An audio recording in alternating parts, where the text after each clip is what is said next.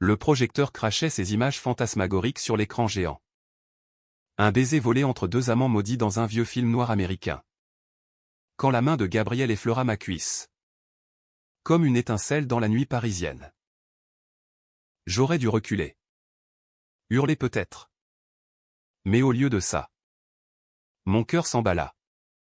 Traître. Et je sentis le monde s'effondrer en un frisson interdit. Léo? Dis-moi que tu ressens la même chose. Murmura-t-il. Sa voix rauque comme le ronronnement du moteur. Et je sus que ce soir-là. Sous les étoiles factices du drive-in de la banlieue. Tout basculait à jamais. Paris. Été 2018. La ville des Lumières n'avait jamais paru si étouffante. J'étais Léo Moreau. 25 ans. Un graphiste freelance qui squattait un studio minuscule dans le Marais. Entouré de croquis inachevés et de bouteilles de vin bon marché. Mes journées se fondaient en un brouillard de commandes pour des pubs éphémères. Mes nuits en errance solitaire le long de la Seine. À contempler les reflets des ponts comme des promesses brisées. J'avais grandi à Lyon. Dans une famille catholique où l'amour se mesurait en messe et en silence. Et Paris m'avait offert l'illusion de la liberté mais pas encore celle de l'authenticité. J'étais gay. Oui. Mais je portais ce secret comme une croix invisible. Flirtant avec des ombres dans les bars sombres du quartier. Sans jamais oser plonger. C'est ainsi que je le rencontrai. Gabriel. Pas dans un café branché ou une expo d'art contemporain. Non. Au Drive-in Paradis. Ce reliquat américain implanté en banlieue et de Paris. Un anachronisme kitsch où les Parisiens venaient se gaver de pop-corn et de nostalgie hollywoodienne. J'y étais allé seul. Ce soir-là. Pour noyer mon spleen dans un double programme, Rebel Without a cause suivi de Brokeback Mountain. Ironie du sort. Ou présage? La file d'attente serpentait sous les néons clignotants. Et je m'étais garé dans ma vieille Peugeot cabossée. Radio diffusant du Serge Gainsbourg pour masquer le vide. Il gara sa Citroën juste à côté. Un modèle vintage rouge sang. Et descendit avec cette grâce nonchalante qui trahit les fils à papa. Gabriel Duval. 30 ans. Architecte en vogue. Originaire de Bordeaux mais adopté par la capitale. Cheveux châtains en bataille. Yeux verts comme les vignes du Médoc. Et un sourire qui pouvait désarmer un escadron de flics. Il portait un blouson en cuir usé. Un jean slim qui moulait ses jambes athlétiques. Et une écharpe légère malgré la chaleur l'éternel dandy français. Nos regards se croisèrent quand il alluma sa cigarette. Le bout incandescent comme un appel au feu. Première fois ici, lança-t-il. S'appuyant contre ma portière. Sa voix portant l'accent chantant du sud-ouest. Je haussai les épaules. Feignant l'indifférence. Ouais. Et toi? T'as l'air d'un habitué des trucs rétro. Il rit. Un son grave et chaud qui vibra dans ma poitrine. Mon père m'y emmenait gamin. C'était sa façon de s'évader de la routine. Et toi? Léo, je peux t'appeler Léo? Ton plaque d'immatriculation trahit ton nom. Je rougis. Pris au dépourvu. T'es un détective ou quoi? Non. Juste curieux. Il s'assit sur le capot de sa voiture. Croisa les jambes. Gabriel. Et ce soir? On partage le film? Ma radio est en panne. Et j'ai 2 bières fraîches. Pourquoi refuser-je? La peur. Peut-être. Ou ce désir latent qui me rongeait depuis des mois. Nous parlâmes pendant que le générique défilait, de James Dean. De la rébellion juvénile. De comment Paris nous étouffait tous les deux à notre manière. Il était divorcé à un mariage blanc pour faire plaisir à la famille. Avoua-t-il avec un clin d'œil amer et moi. Célibataire chronique.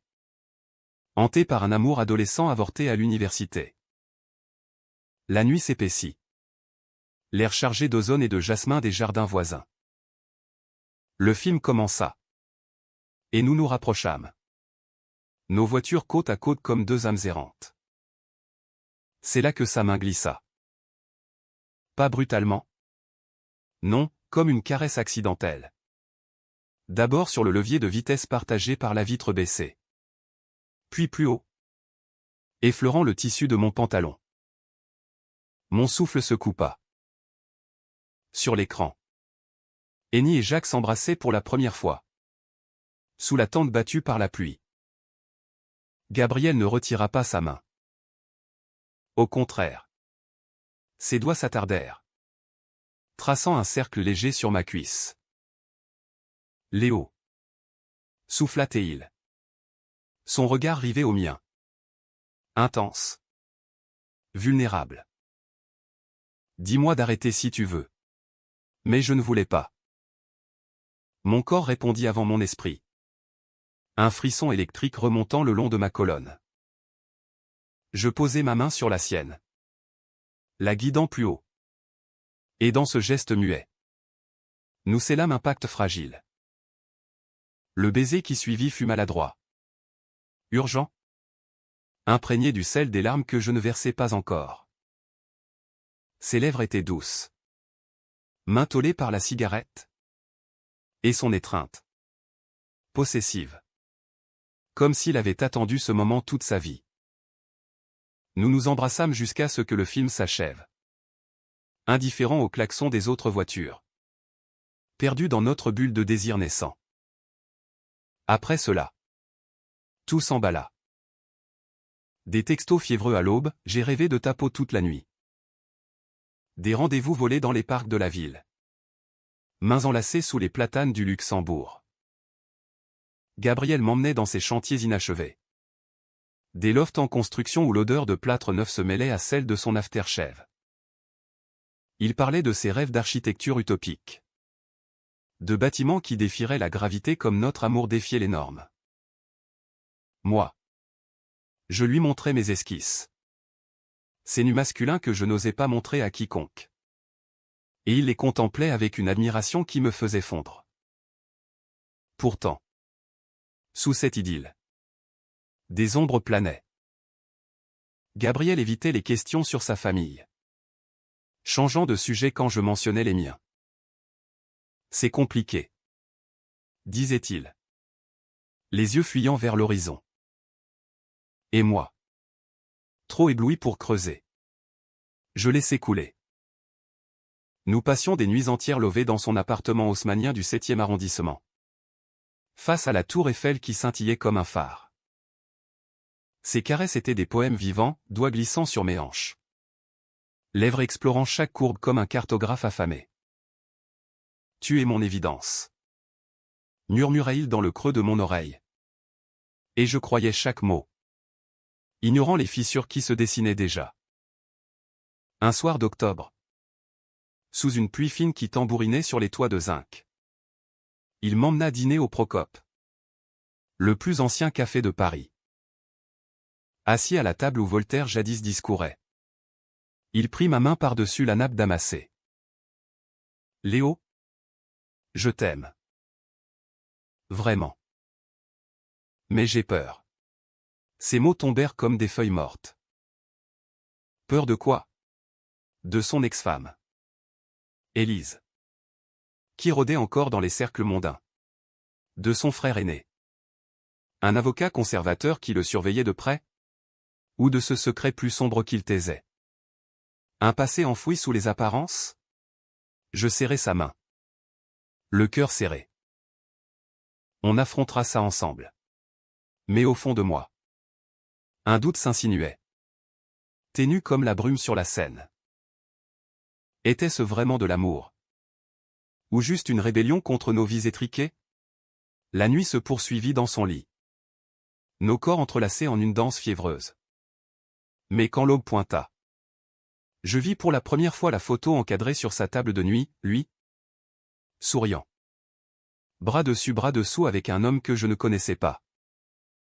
Un vieil ami? Balaya-t-il d'un geste. Je n'insistais pas. Pas encore. Les semaines suivantes furent un tourbillon.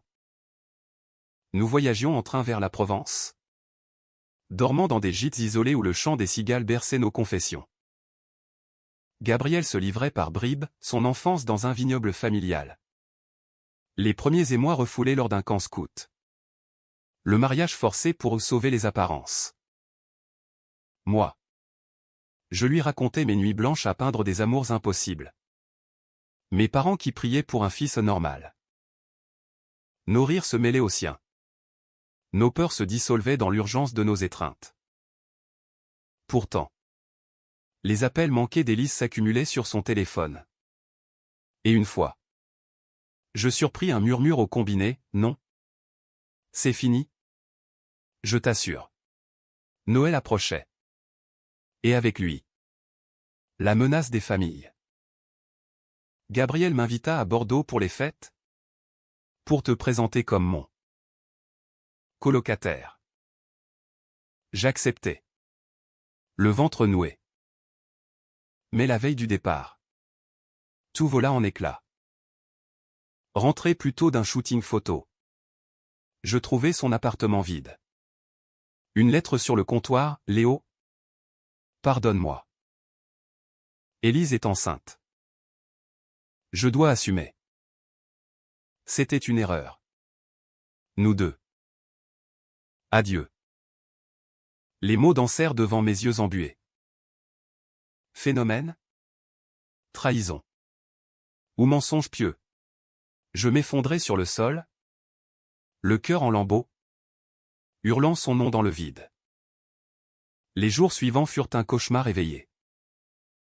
Paris, ma muse, devint une prison aux murs de pierre haussmannienne. Je déambulais comme un fantôme dans les rues du Marais, évitant les cafés où nous avions ri, les bancs où nous nous étions embrassés. Mes amis et une poignée de graphistes queer comme moi tentaient de me secourir avec des verres de pastis et des platitudes, il n'en valait pas la peine. Léo, tu mérites mieux. Mais le vide en moi hurlait plus fort. Gabriel avait emporté une part de mon âme. Cette main glissante qui m'avait fait renaître. Et maintenant, elle me hantait comme un fantôme tactile. Je fouillais ses réseaux sociaux. Un masochisme digital qui me rongeait. Des photos de lui à Bordeaux, souriant aux côtés d'Élise, radieuse dans une robe empire soulignant un ventre naissant. Était-ce vrai? Une grossesse surprise? Ou un prétexte pour fuir? Les commentaires de sa famille félicitations? Mon fils, enfin un héritier, me poignardaient comme des lames. Je l'appelais. Une fois. 2 fois, la messagerie. Froide. Renvoyait mes supplications dans le néant. Gabriel. C'est quoi ce bordel? Parle-moi. Silence. Seulement le bip impersonnel. Écho de notre premier baiser. Pour survivre, je plongeais dans le travail. Des commandes en cascade, affiches pour des théâtres off. Logo pour des startups écolos. Mes nuits. Je les passais à esquisser son portrait. Des traits rageurs sur la toile. Son visage déformé par la trahison. Un soir, ivre de vin rouge et de désespoir, je composai un poème cru, ta main glissa. Mon cœur s'effondra dans le drive-in des illusions perdues. Je l'envoyai par mail. Un cri dans la nuit cybernétique. Réponse au petit matin, s'il te plaît. Arrête. C'est pour le mieux. Pour qui? Pour lui? Avec son rôle de père modèle. Ou pour moi? Relégué aux marges? Le nouvel an me trouva seul dans un bar lesbien du 4e. Le Queen. Où la musique techno pulsait comme un cœur artificiel. Une drag queen en perruque extravagante me repéra. M'entraîna sur la piste. Danse? Chérie. L'amour est un salaud. Mais la vie continue. Je dansais? Oui. Jusqu'à l'épuisement. Sentant pour la première fois une étincelle de rage me ranimer. Mais au fond, le manque persistait. Un creux béant où son rire résonnait encore. Janvier apporta la neige. Rare et sale sur les boulevards. J'acceptais un job freelance à Lyon. Chez mes parents. Pour reprendre pied. Le train filait à travers la Bourgogne. Paysage blanc et austère comme mon humeur. Maman m'accueillit avec des embrassades et des plats lyonnais au saucisson. Quenelle aimait papa. Avec son regard suspicieux. Flairait le désordre.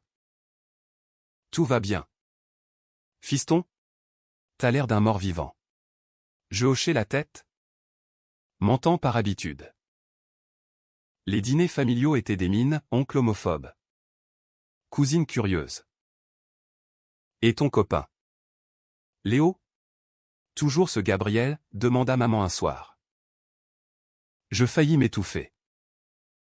Comment savait-elle? Un instinct maternel. Ou mes textos effacés à la va-vite? Pourtant. Lyon me guérit un peu. Je revis des vieux amis de fac. Dont Mathieu. Mon premier béguin refoulé. Grand. Barbu. Prof de littérature avec un penchant pour Rimbaud. Nous nous promenâmes le long de la Saône. Gelés par le froid. Et parlâmes des amours perdus. L'amour vrai. C'est comme une saison en enfer. Léo, feu et glace. Son épaule frôla la mienne. Une invitation timide. Pour la première fois depuis des semaines. Je sentis un frémissement pas l'urgence de Gabriel. Mais une tendresse possible. Nous dînâmes dans un bouchon caché. Vin de la région coulant comme un baume. Son baiser. Chaste au début. S'approfondit sous les arcades de la vieille ville. Prends ton temps. Murmura-t-il. Mais au fond. Je comparais la fougue de Gabriel contre cette douceur mesurée. Était-ce de la guérison? Ou une pâle copie? De retour à Paris en février. Un colis m'attendit, un dessin encadré. Un croquis de nous deux au drive-in. Signé G. Pas de mots. Juste l'image. Poignante dans sa simplicité. Mon cœur se serra. Était-ce un adieu? Ou un appel? J'appelai Élise au numéro trouvé sur LinkedIn. Ironie du sort. Dites-moi la vérité. Implorai-je. Sa voix. Polie mais glaciale, Gabriel?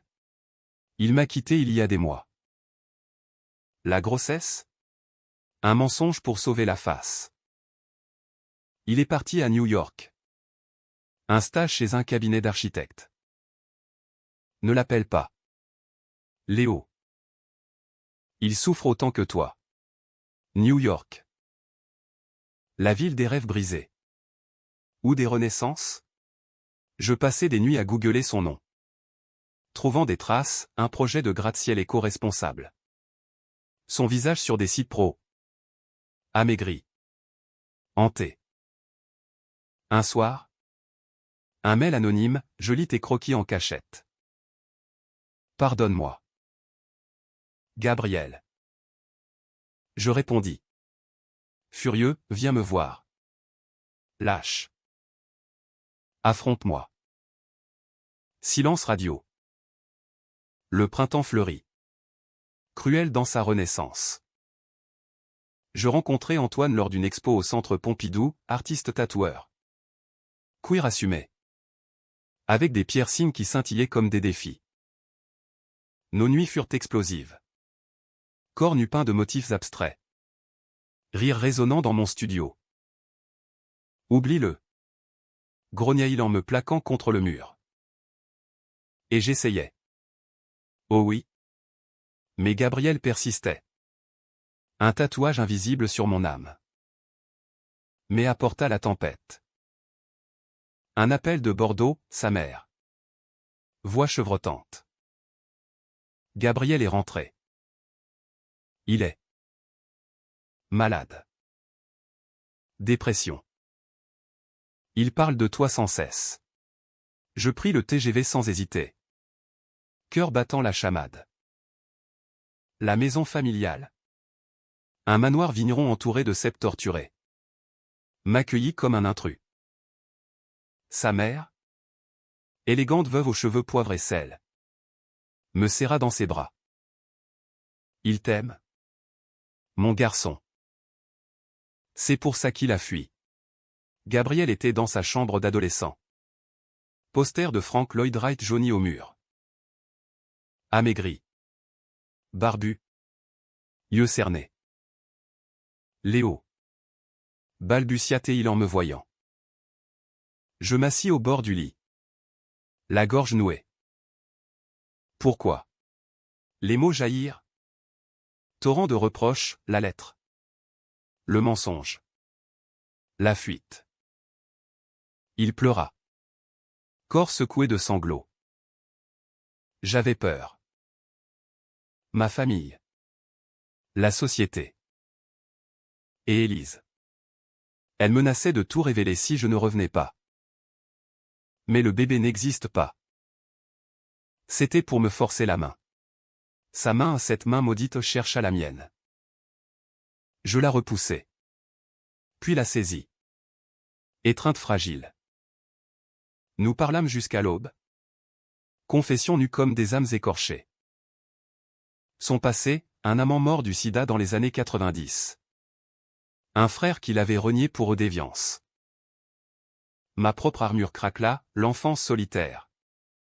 Les thérapies de conversion ratées. Je t'aime toujours.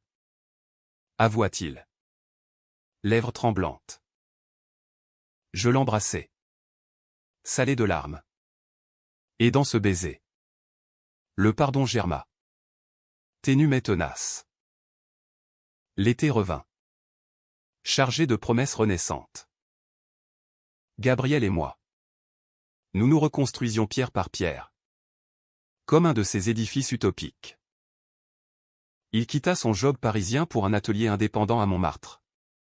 Où nous passions des après-midi à dessiner des plans fous, une maison flottante sur la Seine. Un jardin suspendu pour les âmes perdues. Moi. Je signai un contrat avec une galerie du Sentier pour exposer mes croquis intimes des corps enlacés. Inspirés de nous. Anonyme mais vibrant de vérité. C'est toi qui m'as libéré. Lui dis-je un jour. Pinceau en main. Tache de peinture sur le nez. Mais le passé n'est pas un livre qu'on referme, il est une rivière qui charrie ses sables mouvants. Élise réapparut. Un spectre en talons aiguilles. Lors d'une vernissage au Louvre des Antiquités. Elle s'approcha. Verre de champagne en main. Sourire carnassier. Léo. Chéri. Toujours fidèle à mon ex.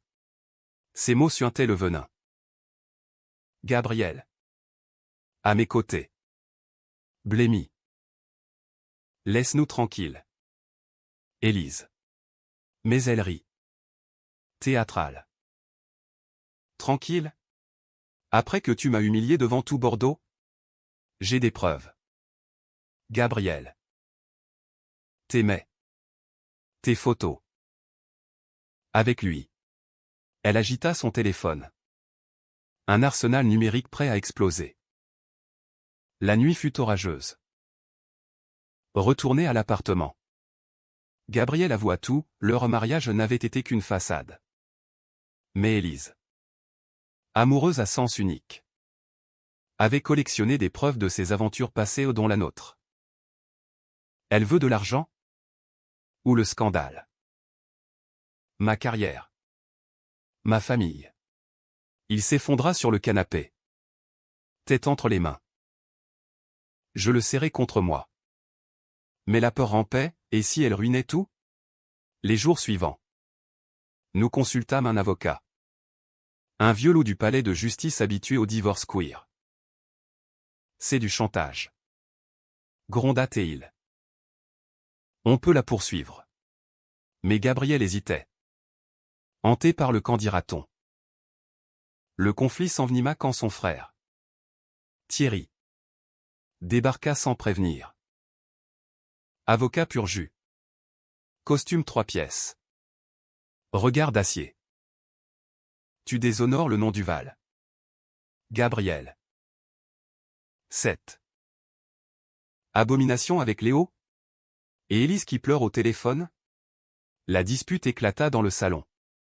Éclat de voix traversant les murs minces. C'est mon choix. Thierry. L'amour n'est pas une négociation, hurla Gabriel. Son frère ricana, amour? C'est une phase. Pense à maman. Aux vignes. Reviens à la raison. Je m'interposai. Voix tremblante, sortez. Vous n'avez pas votre mot à dire. Thierry me toisa. Mépris suintant, et toi? L'artiste raté? Tu le détruis. Gabriel choisit ce soir-là. Il claqua la porte au nez de son frère. Puis se tourna vers moi. Yeux brillants. Je te choisis. Toi. Nous. Nous fîmes l'amour avec une urgence nouvelle. Corps fusionnés contre le monde. Sueur et murmure comme un serment païen. Mais le doute s'insinua, étais-je son sauveur? Ou son bouc émissaire? Août nous vit fuir vers la côte d'Azur. Un road trip en Citroën rouge. Fenêtres ouvertes sur la Méditerranée turquoise. Nous campions sur des plages désertes. Nage nus sous la lune. Riant des vagues qui léchaient nos peaux. Souviens-toi du drive-in. Disais-je. Traçant des cœurs dans le sable. C'était le début. Il hochait la tête. Mais ses yeux portaient une ombre, l'aimait d'Élise. De plus en plus insistant. Je sais tout. Rendez-vous au café de Flore. Où je publie. Nous ignorâmes. Mais la menace planait comme un nuage noir. De retour à Paris. Le chaos trao frappa comme un coup de tonnerre.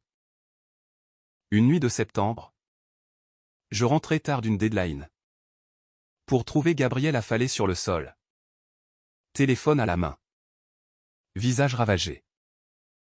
Elle l'a fait? Balbutia Théil.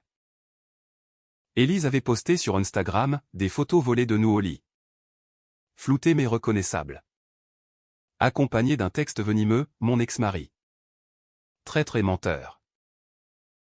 La vérité sur son amour pervers. Les likes enflèrent. Les commentaires haineux, PD dégénérés. Honte à la France. La presse locale s'empara du scandale architecte bordelais impliqué dans un triangle queer explosif. Le monde s'effondra. Gabriel perdit 2 clients majeurs, sa mère. Effondré. Cessa tout contact. Moi. Mes expositions annulées. Insultes anonymes dans ma boîte mail. Nous nous barricadâmes. Amants assiégés. Dormant enlacés pour conjurer la nuit. C'est ma faute? Murmurait-il. Non. C'est la haine qui l'est. Répondais-je. Mais mon cœur saignait. Une manifestation anti-LGBT à Bastille. Des slogans homophobes scandés sous nos fenêtres Paris. Ville des Lumières. Se muer en enfer. Pourtant. Dans la tourmente. Notre amour se forgea en acier. Nous parlâmes à un thérapeute. Un psy queer du Beurre FM. Qui nous guida à travers les débris. L'amour n'est pas une bulle, c'est une forteresse. Gabriel publia un communiqué, oui. J'aime Léo. Et fièrement. Les soutiens affluèrent, amis. Collègues. Même Thierry. Qui envoya un mail laconique, désolé. Je m'étais trompé. Élise? Poursuivie pour diffamation. Elle s'excusa publiquement. Brisée par sa propre amertume. Octobre apporta une accalmie. Nous adoptons un chat errant. Un rouquin nommé Dean en hommage à James. Et rime pour la première fois depuis des mois en le voyant chasser des ombres. Nos corps se redécouvrirent. Tendre. Sans urgence, caresse langoureuse sous la douche. Matin paresseux où sa main glissait à nouveau. Mais avec révérence. Tu es ma maison. Souffla-t-il un jour. Et je crus. Enfin. En cette vérité. L'hiver s'installa. Manteau de givre sur les toits parisiens. Mais notre feu intérieur couvait toujours. Gabriel remporta un prix d'architecture pour son projet de maison ouverte. Un centre communautaire queer en banlieue. Avec des murs de verre symbolisant la transparence. Lors de la remise. Au Grand Palais. Il me dédia le trophée, à Léo, qui m'a appris à construire sur des ruines. Les applaudissements crépitèrent. Et pour la première fois, je sentis Paris nous applaudir avec ma propre expo. Glissement intime. Fit un tabac au Macval, des toiles où nos silhouettes se fondaient dans des paysages urbains. Évoquant désir et résilience. Critiques élogieuses, un hymne à l'amour interdit. À la française. Mais la vie, cette grande dramaturge, réservait encore des actes imprévus. La mère de Gabriel, Claire, nous invita à Bordeaux pour Noël non comme intrus, mais comme famille. Le voyage en train fut un pèlerinage, paysage vallonné. Vignes endormies sous la neige. La maison, avec ses caves voûtées et ses cheminées ronflantes, nous enveloppa d'une chaleur oubliée. Claire, frêle mais résolue, serra Gabriel dans ses bras. Puis moi, merci d'avoir sauvé mon fils. Le dîner fut un festin, foie gras, magret de canard, et des toasts à l'amour vrai. Même Thierry apparut. Maladroit. Une bouteille de Château Margaux à la main. Petit frère. Et Léo. Je suis fier. Les larmes coulèrent. Libératrice. Pourtant. Sous la joie. Un conflit latent mijotait. Gabriel, hanté par son passé, commença à douter, et si on a des enfants un jour? Comment? Nos discussions nocturnes. Levées sous les couvertures de lin. Tournées autour de l'avenir. Adoption? GPA? Ou juste nous deux? Contre vent et marée? Moi. Orphelin de frères et sœurs. Rêver d'une famille recomposée, lui. Marqué par les conventions. Craignait le jugement. L'amour suffit-il, se demandait-il. Je le rassurais. Main sur son cœur, il suffit. Parce qu'il est nôtre. Le printemps 2019 nous vit voyager en Italie. Un cadeau pour notre anniversaire de drive-in. Rome. Florence, fontaine murmurante. Ruelle où l'histoire chuchotait des amours antiques. À Pompéi. Sous le soleil impitoyable. Nous nous embrassâmes au milieu des ruines. Sentant l'éternité nous envelopper. Comme nous? Dit-il. Indestructible. Mais le retour coïncida avec une crise, un client homophobe annula un contrat majeur. Invoquant un risque d'image. Gabriel sombra. Nuit blanche a noyé son chagrin dans le cognac. Je ne suis pas assez fort pour toi. Léo. Ces mots me brisèrent. Je l'emmenai au drive-in. Ce sanctuaire originel. Pour un film muet, Sunrise. De Murnau. Hymne à la rédemption amoureuse. Assis dans la voiture. Sa main glissa à nouveau délibérément. Cette fois. Rappelle-toi. Murmura-t-il. Nous fîmes l'amour sur le siège arrière. Lent. Sacré. Sous les étoiles artificielles. Ce fut un baptême. Un exorcisme des doutes. De là. Il rebondit, partenariat avec une ONG pour des habitats inclusifs. Conférence sur l'architecture queer. Moi. Je publiais un graphic novel. La main glissante. Semi-autobiographique. Qui grimpa dans les charts du Fnac. L'été apporta une joie inattendue, Mathieu, mon ami lyonnais, nous présenta son fils adoptif. Un gamin de 8 ans aux yeux curieux. Regardez. Les tontons flingués, rit-il. Gabriel, ému, s'agenouilla pour jouer au foot sur la pelouse des buts de Chaumont. Ce fut un déclic. Et si? Murmura-t-il plus tard. Nous entamâmes les démarches, accueil familial. Formation. Espoir timide. Mais la bureaucratie française. Ce moulin à Paplard nous heurta de plein fouet, délais interminables. Jugement voilé. Vous deux?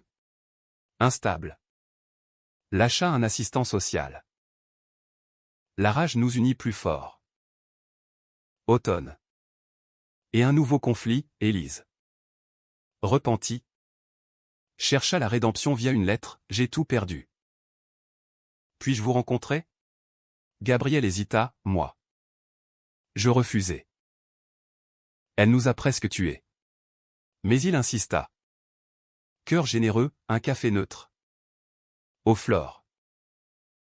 Elle arriva. Défaite? Sans maquillage. Pardonnez-moi. La jalousie m'a dévoré. Larmes. Excuse, Gabriel l'étreignit. Fraternel. Moi. En retrait. Je sentis la pitié l'emporter. On tourne la page. Dis-je. Elle hocha la tête. Et partit. Ombre apaisée. Noël 2019 fut magique, Claire nous offrit un voyage à New York. Ironie. La ville de sa fuite. Là-bas, sous les lumières de Manhattan, nous visitâmes le Stonewall, priant pour nos frères tombés. Sur le toit d'un loft brooklynois, champagne en main, Gabriel mit un genou à terre, épouse-moi. Léo. Pas pour la loi, mais pour nous. La bague. Un anneau d'argent gravé glissé pour toujours. Scintilla. Oui. Sanglotait je. Et Times Square explosa en feu d'artifice intime. L'année 2020 s'annonçait radieuse. Mais le destin, ce farceur cruel, imposa sa quarantaine. Le Covid frappa Paris comme une marée noire, confinant nos rêves dans 20 mètres carrés. Pourtant, dans cette prison dorée, notre amour fleurit en serre, dîner aux chandelles improvisées. Séance de dessin virtuel pour des expos en ligne. Gabriel conçut un projet fou, le refuge virtuel. Un espace digital pour les jeunes queers isolés. Inspiré de nos épreuves. Moi. Je peignis des séries sur l'enfermement amoureux. Vendues à des collectionneurs confinés. On est plus fort ensemble. Répétions-nous. Main dans la main face à l'écran où le monde toussait. La nouvelle vint comme un miracle, après des mois de paperasse. Un bébé nous fut confié à un petit garçon de 2 ans. Abandonné par des parents toxiques. Prénommé Théo. Ses yeux, grands et curieux, nous conquirent dès le premier regard. Papa Léo. Papa Gabriel. Balbutia-t-il lors de notre première nuit. Serré entre nous. Les nuits blanches succédèrent. Couche et biberon. Mais avec une joie infinie. Claire devint grand-mère gâteau. Envoyant des colis de layette bordelaise, même Thierry. Oncle improbable.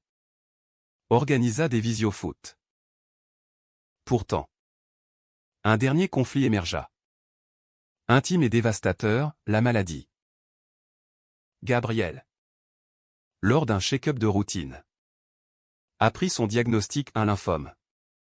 Tome et sournois. C'est rien. Minimisa-t-il. Mais ses yeux trahissaient la terreur. Les chimiothérapies commencèrent. Le rongeant de l'intérieur, nausée. Cheveux tombant comme des feuilles d'automne. Je veillais, épongeant sa sueur. lisant Rimbaud à voix haute pour chasser les ombres. Et si je te laisse, murmurait-il. Jamais, répondais-je, serrant sa main amaigrie à cette main qui avait glissé. Jadis, inaugurant notre odyssée. Les mois furent un combat, hôpitaux aux couloirs stériles. Soutien de la communauté queer en ligne. Théo qui dessinait des soleils pour guérir papa. Élise. Rédimé. Envoya des fleurs, Mathieu organisa une cagnotte. Un soir, après une rémission annoncée, nous retournâmes au drive-in masqué. Mais libre. Casablanca tournait. Bogart et Bergman se disant adieu. Gabriel glissa sa main sur ma cuisse. Faible mais assuré. Je t'aime, Léo. Pour toujours. Nous pleurâmes. Rime. Embrassâmes sous les étoiles. L'été 2021 nous rendit Gabriel. Guéri mais transformé, cicatrices invisibles. Mais une sagesse nouvelle. Nous adoptons officiellement Théo. Lors d'une cérémonie civile sobre. Entouré de Claire. Thierry. Antoine. Vous êtes une famille. Déclara le juge. Et le mot résonna comme une victoire. Paris. Vacciné. Rouvrit ses bras, promenade au jardin des Tuileries. Théo sur nos épaules. Riant aux pigeons. 2 ans plus tard. 2023. Notre vie est un roman achevé. Mais vivant. Gabriel dirige son atelier. Mentor pour jeunes architectes queer, moi. J'enseigne le dessin à l'école des beaux-arts. Inspirant des âmes en quête. Théo grandit. Curieux de nos histoires, raconte le drive-in. Papa. Nourrions. Omettant les tempêtes pour les arcs-en-ciel. Un soir d'automne. Sous les mêmes néons clignotants. Nous retournons au paradis. Théo endormi à l'arrière. Nous nous tenons la main. C'était ici que tout a commencé.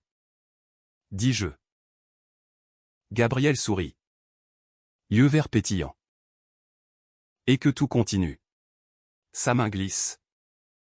Éternelle caresse. Et dans ce geste, je trouve la paix, un amour émotionnel. Romantique. Humaniste à la française. Avec un soupçon d'Amérique dans le cœur. Ainsi s'achève notre histoire.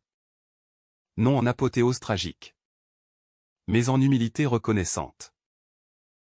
L'amour. Ce glissement imprévu. Nous a trahis.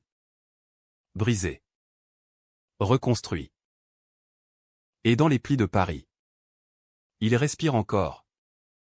Vulnérable et invincible.